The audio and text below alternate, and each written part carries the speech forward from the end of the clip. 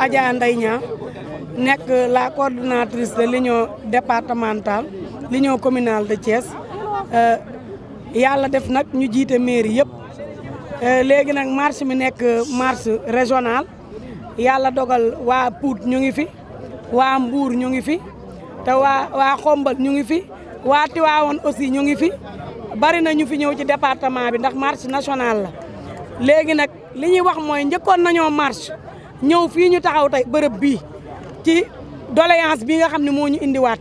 jusqu'à présent amaguñ ci satisfaction c'est plus d'un an marchaat nañu ren dellu si waat fi comme niñ ko waxee woon ñiy wax ni dañu sonn parce que ay accords yu ñuy signé depuis un an ou plus d'un an nit ñi di ci topp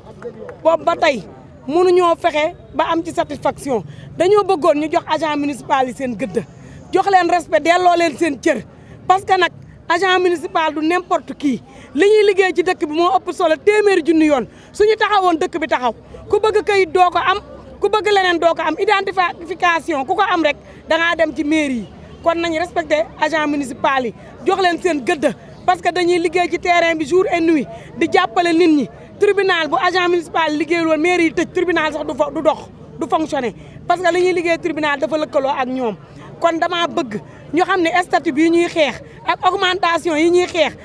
nu mu tuddati kii gàtt mbaam gàtt na waaye ci jur gi la bokk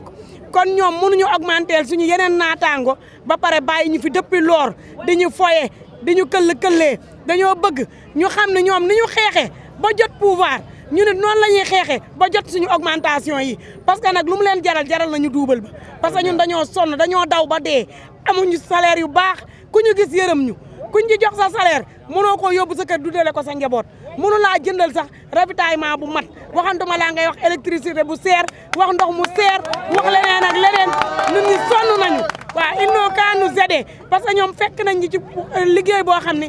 gouvernement bi dem liggéeyoon na ko ba nga xam ne li ci des mooy appliquer rek comme nag ñoom yëg si woon nañ ñu am ci ñoom yaakaar bu rëy ñi ñëw ci pouvoir bi ñu yaakaar bu rëy lañ ci amoon bi ñu egsee ñun ñëpp dañoo applaudir à deux mains ne xam naa ne moom affaire bi sotti na jusqu'à présent nag gisuñu ci dara suñu ministre de tutelle ñu ngi koy interpeller na ñëw jàppale ñu eggale liggéey bi ñu mën a am lu ñu bëgg premier ministre aussi ñu ngi koy interpeller di interpeller le président de la république lui-même pour mu jàppale ñu te xam ne ñun ñëpp ay njabootam la ñu tey kon nañ ñu jàppale xaw la ñuy xeex ñu dimbali ñu mu am réussite ñu mën a am lu ñu yore suñu kër yi wasalaam. Pape Thiaw secrétaire général syndicat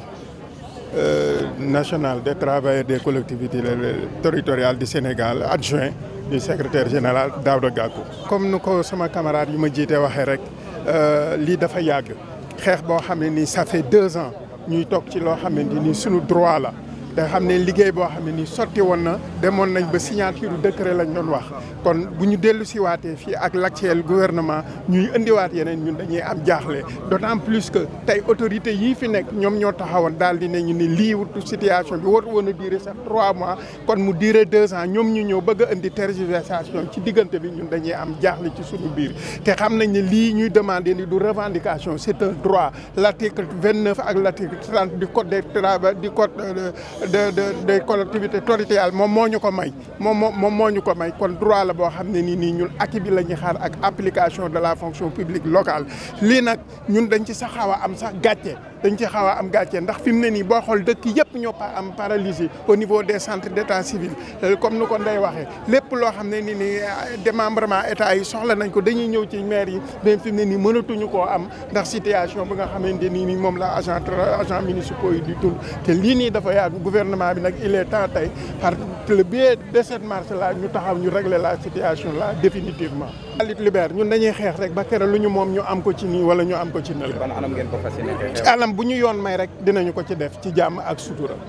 Je m'appelle Mohamedou Ndiaye, donc je suis le porte-parole de l'Union communale des travailleurs de la ville de Thiès, en même temps le secrétaire général du syndicat des travailleurs de la mairie ville de Thiès. Quel est le motif de cette marche? Cette marche entre dans le cadre d'un plan d'action national qui vise à exhorter l'État du Sénégal à appliquer sans délai les dispositions de l'article 29 de la loi 2011-08 du 30 mars 2011, à savoir l'augmentation